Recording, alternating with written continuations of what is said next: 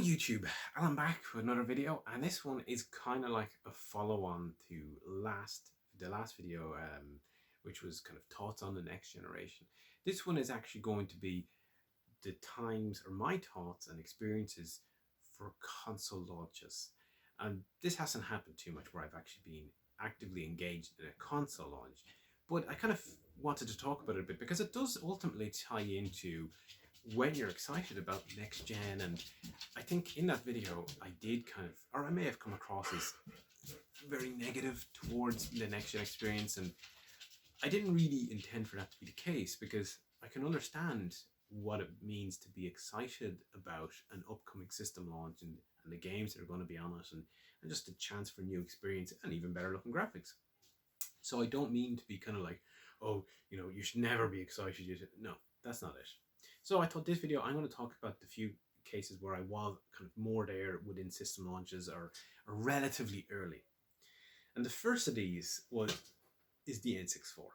Now, I didn't get it at launch because at the time, in fact, I had only recently, I suppose, moved from 8-bit to 16-bit, and I got a Mega Drive not that long ago because my friends had gone. I bought their Mega Drive because they wanted to go to a SNES, and then they ended up going to the N64, and it was their transition that led to my transition. So I had been a Sega guy, as you probably know, from Master System collection and stuff, and I had gotten a Master System, and I bought their Mega Drive because I wanted to play, the Mega Drive Sonics and stuff like that. And when they transitioned to the N64, and they didn't get it launch day either, but they got it earlier than it was intended. I went over to their house and I played Mario 64, and my mind was blown. Like, to go from Sonic the Hedgehog, to go from Mario World, Donkey Kong Country, great games, really enjoyed them, but I still couldn't quite wrap my head around it. Now, I'd actually demoed an N64 in game, but I had to try to hold a controller like, a normal controller, left and right, and try to move the stick in the center. And I thought, what sort of monstrosity is this? Because I couldn't control it, frankly, I wasn't even interested in appreciating the 3D world or the graphics or anything like that. It just wasn't going to happen. So it really took until I could sit down properly, and it was so simple. You hold it like this, and I was like, oh yeah, and then you got the trigger. I got it, and then I was able to kind of learn a few moves and go into the castle, and having the chance to experience really the kind of the birth of 3D gaming close to when it kind of began was such an eye-opening experience. One of the few kind of mind-blowing experiences that I've had with video gaming, and they're relatively rare in it, and I struggle to see that there will be another one of those that'll ever come along for me, but I do cherish that. And as a result of playing that, and subsequently playing Mario Kart 64 not that long later, basically I had to look for the N64 for that Christmas. So, to be fair, it came out earlier on that year, Christmas. It's not really a launch, but compared to getting systems 2-3 years later, this was pretty up to date. In fact, what made it very up to date was the fact that the price of games was going to be very different. So I was used to, I had a Master System. It was basically the budget, Sega console at the time. In 1991, when Sonic came out, you could get a Master System with Sonic, Alex Kidd, 2 controllers for, I think it was £90 or something. That wasn't even the price of a Mega Drive with nothing. It was, and the games were ranging from £10 to £25, £30. This is Irish pounds or punt at the time. So compare that to, games on the current generation systems costing 50. You're talking way less. It wasn't practical at the time for me to have a Mega Drive. And then when I did get a Mega Drive, the Mega Drive was, well into its lifespan. Certainly it was after Sonic 3 had been released. Could have been after Sonic & Knuckles had been released. There was a big catalogue, but there was also a lot of budget titles. Now, as I said, I got it from my friend, so I got it reasonably cheap. But then I was able to slowly, I was able to get the Sonic compilation where I got Sonic 1, 2 and Dr. Robotnik Beam Me Machines for £30. So it's 3 games. They would have been, well over 100, probably 130, 40, 50 maybe when they came out. I don't know about Mean Machines. You got the Mega Games collections and you got stuff like that. So I was able to kind of build up a library at a much lower price. Like Mega Games 1, I think, cost me like £7 or £8. That one came from England. It was on holidays. So that, but I was like, that's only £2-3 a game at this point.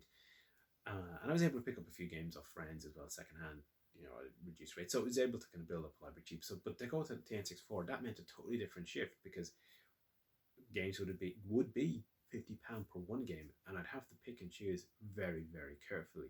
But I didn't really fully comprehend that. I mean, I kind of did because I had to choose what game I was going to get with the system, but I didn't really focus on that. Once I played Mario 64, it was like, oh my god, I just have got to get an N64, and I got to get it for Christmas. And luckily there was a price reduction. Nintendo slashed the price, so it made it viable. But strange enough, after I played Mario Kart at my friend's house, I chose that the game I wanted to get with the system was probably Mario Kart. And even more bizarrely, I said I wouldn't necessarily be able to get a game for Christmas because it was bigger than what we'd normally. The N64 cost more than what we'd normally ask for Christmas. I would actually, which is a strange concept, I suppose, for today's kids. I'd have to wait till my birthday, which was early January, before I get a game. And my friends had said, that's okay. You can borrow one of our games because we'll have played Mario and Mario Kart and we'll be getting another game at Christmas, so you can borrow one of ours. Brilliant, that's great. And I said, I'll get Mario Kart. So I wanted a second controller so we could play it at home. I'm not too sure why I didn't pick Mario 64, but as it turns out, I did get Mario 64 for Christmas, and that made a tremendous experience. And I remember vividly my sister having the same type of visceral experience that I had, where she literally almost stole my present on Christmas Day because it was like, oh my god, I've never played a game like this before. And normally I would have been upset because that was my Christmas gift, but because I knew what it was like to go through that and have that transition and have your mind blown, I was actually able to kind of see her and see the reaction and know what that's exactly what it was like for me. It kind of was confirmation. My God, it wasn't just me. This actually is crazy.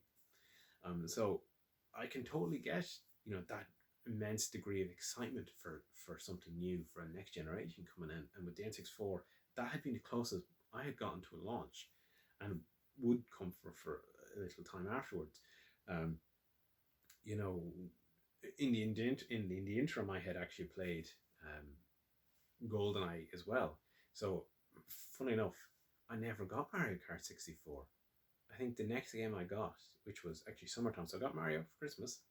No, I tell a lie.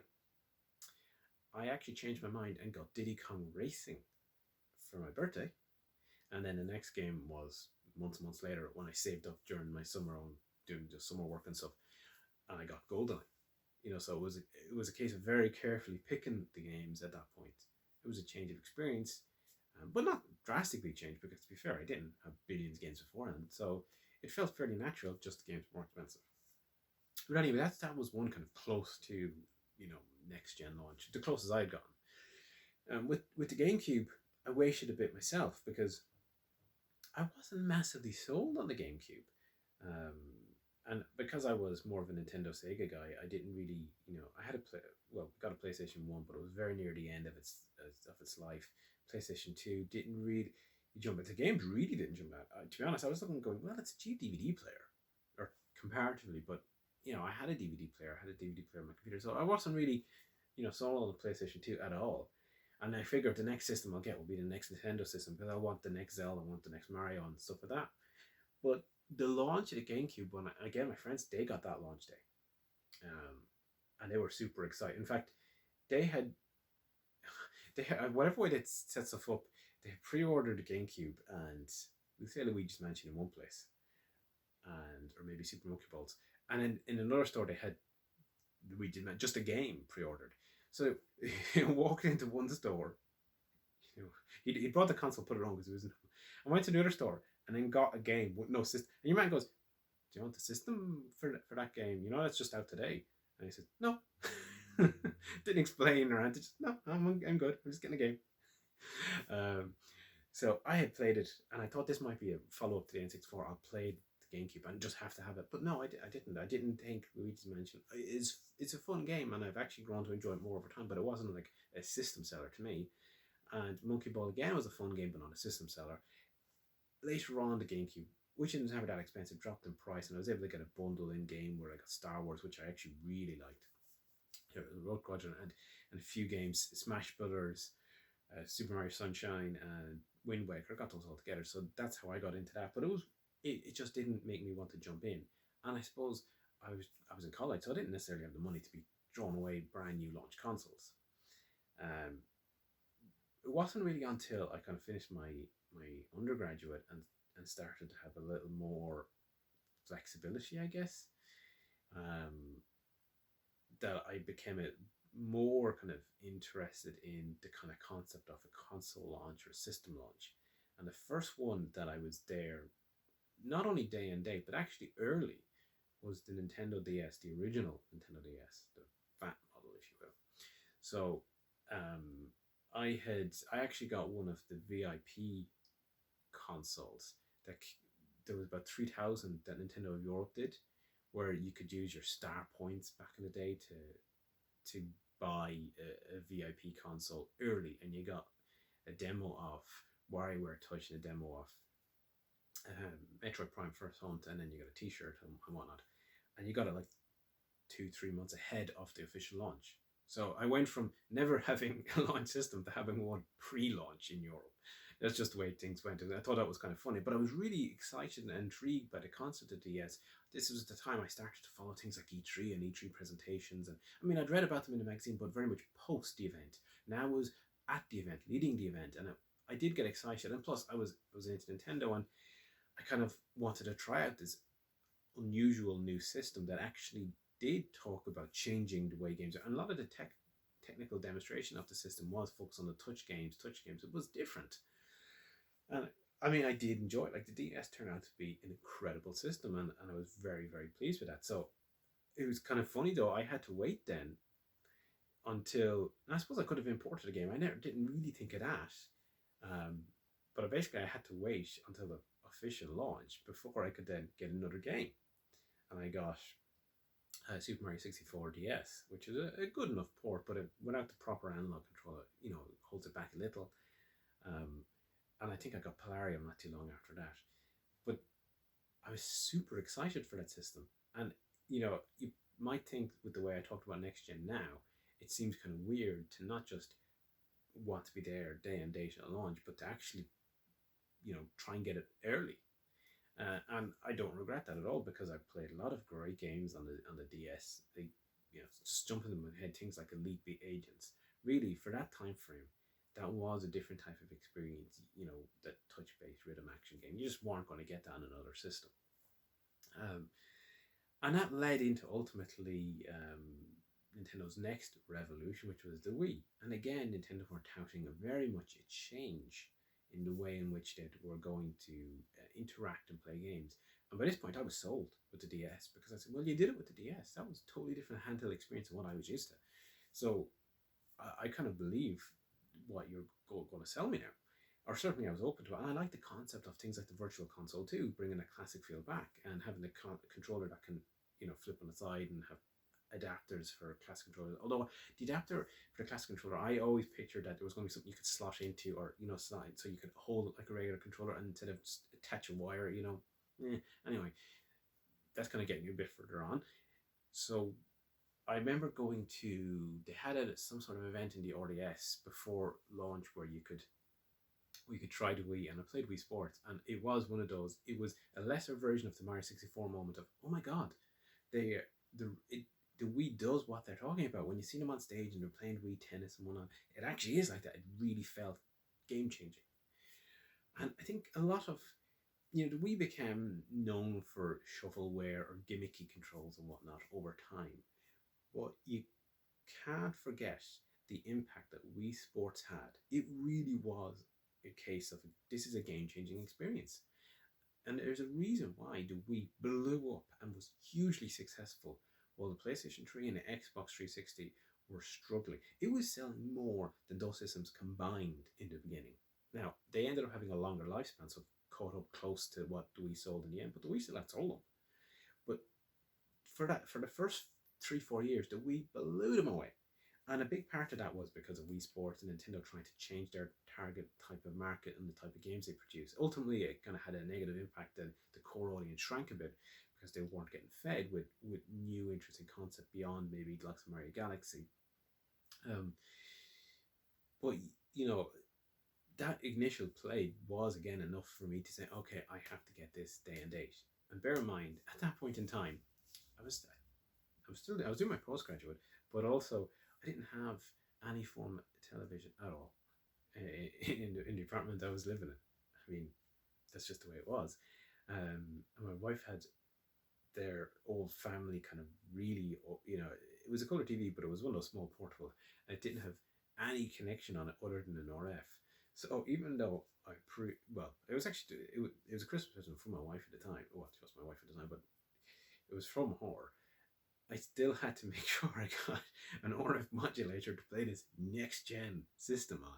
And I think, wow, in 2006, isn't it kind of funny to think, well, you better get an RF modulator to play your next gen system? Can you imagine kids today thinking, well, I got to get my ray tracing Xbox Series X, and where's that RF modulator? Yeah, it's an odd one. But that's also the only time where I did one of those launch events. I had it pre-ordered in game, and they were doing a midnight launch, which meant going into Dublin in the middle of the night, whatever day it was released. And they kind of, when I had booked it in, they had talked about this midnight launch, and they kind of, I think, sold it a bit more than what it actually transpired to be. They were talking about, there'll be food, there'll be music, there'll be events, all this sort of stuff. And I was like, oh, great.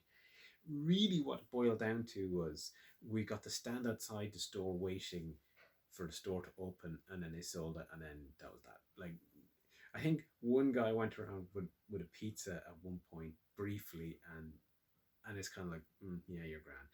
It was a bit underwhelming as an event, but the objective was to get the Wii, and it was kind of one of those things, because I ended up having to get the night link home. By the time, it would have been late. It could have been like 3-4 by the time we got home. I was actually too tired to play the system. I think I went to bed. Well, that, and it was a present, so I don't necessarily think I was going to get it at that point in time anyway. But I don't think I could have. It was too late.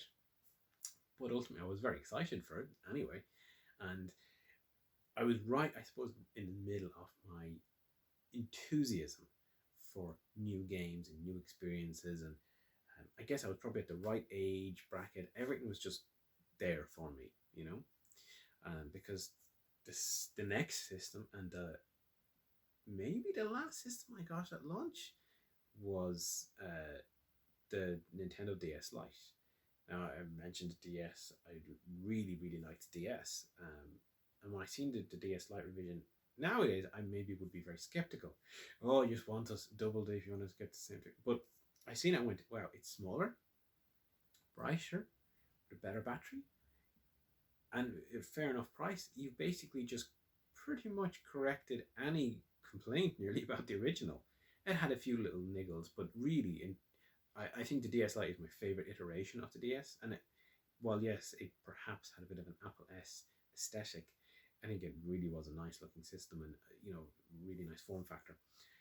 And it was an unusual one. I got it day and date that it launched, but I didn't pre-order it like the Wii.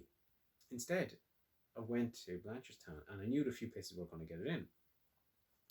I think I had planned to get it in HMV, but they basically their shipment didn't arrive in that morning. They said, "Oh well, this was 9 o'clock." We'll say the stores had only opened, and it was like, "Oh yeah, well it was meant to be in, but it's not here. You can come back maybe after lunch." And I was like, I'm not going to be staying around half the day. So I went down to Game, and I think I probably went to Smith's and checking out the deals, and we did something funny with the deals anyway, because they all try to bundle the system with games. And I think Brain Chain or something might have been out, and there was another game, but I seem to recall bouncing Game and Smiths off each other to get the best deal possible that day. And all seemed good. And then I went to have a coffee, and I said, I'm going to try the system here. And yeah, I think I got 2 games actually. Sorry, I think whatever bundle of games that they had, I was able to get one and go and trade it into the other store and get their, get a game off them instead or something like that. And it worked out to be better value. And then I went and just bought brain training, which kind of is a strange concept to buy brain training now. But it was, again, a new novel experience. And actually, even just for the Sudoku, I really enjoyed it. So I went, had a coffee, went to try it out because I had heard about the dead pixel issues. PSP had them. My original DS actually does have a very, very small one down the bottom right corner. It doesn't really bother me too much, but I was concerned with this newer, brighter screen, and sure enough, bang in the center, there was a clump of 2 or 3 pixels, really bright, very obvious on a black screen. So I went straight back to game and insisted they change it. And thankfully they did, but it was not that long after that where they started clamping down on, oh, you have to do something like 10 before they like change it. 10, that's a lot, you know. Thankfully, you don't really get that problem these days with mobile devices, because that was not a good time for new screens. So that was probably the last time I got a brand new console at launch. I mean, I got a 360, I got a PlayStation 3 when the time was right, I got a PlayStation 4 when the time was right, I got a Wii U, but I didn't get that at launch because, to be honest, the launch lineup didn't wow me. It was a bit like the GameCube in that respect. And I ended up coming to really enjoy the Wii U and the catalog of games. I almost enjoy it in spite of itself, because I didn't, the actual gamepad controller I barely used. I would have used the Pro controller, but the game quality, the library was actually really strong from Nintendo, and to a lesser degree from a few other partners. Um, so I got that a bit later. I got it when the Zelda bundle came out for the Wii U, the Hyrule gamepad. Um, Wind Waker, great remake too. Now the only one that I have a question mark, because I didn't get, sorry, the 3DS, I didn't get that at launch. I waited until the till Ocarina of Time came out, which wasn't that long after launch. And even then, I held off because I had played it at the demo tour, and it didn't blow me away. At least not for the price, because the price was way up. It was €100 more than the DS had been, and I thought that's a steep increase for this 3D. And for me, 3D is a gimmick, because I actually can't. Certainly, when you have to put the glasses on, I just can't do that at all with regular glasses. And even on the 3DS, I could only, a few minutes was all I could do. I could see the 3D, but it just caused eye strain, so I didn't like it. So I was glad you could turn the 3D off on the 3DS, but basically I didn't want to pay for that feature if I wasn't going to use it. And I can see the industry have moved, at this point in time, all movies, TVs, everything 3D, 3D, 3D. It's gone away. Like, it seems 3D is like a bad smell. It just keeps coming back every 15 years or so, 15, 20 years, and just then dies out because if people get bored of it, it's a gimmick. That's all it is.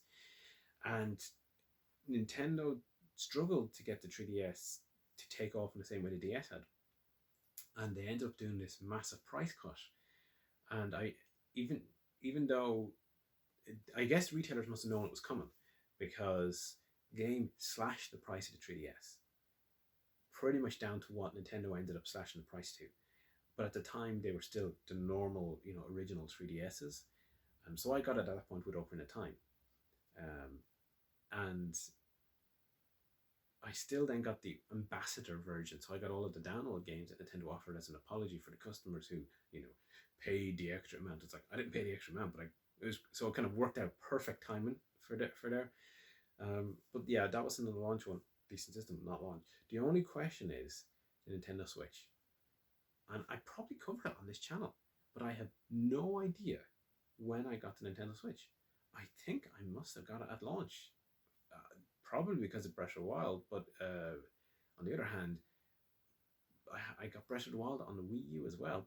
Then I didn't open the Wii U version, so I think I must have gotten the Switch at launch as a launch system. And I did go to the I got the invitation to the London premiere thing, and I went to that.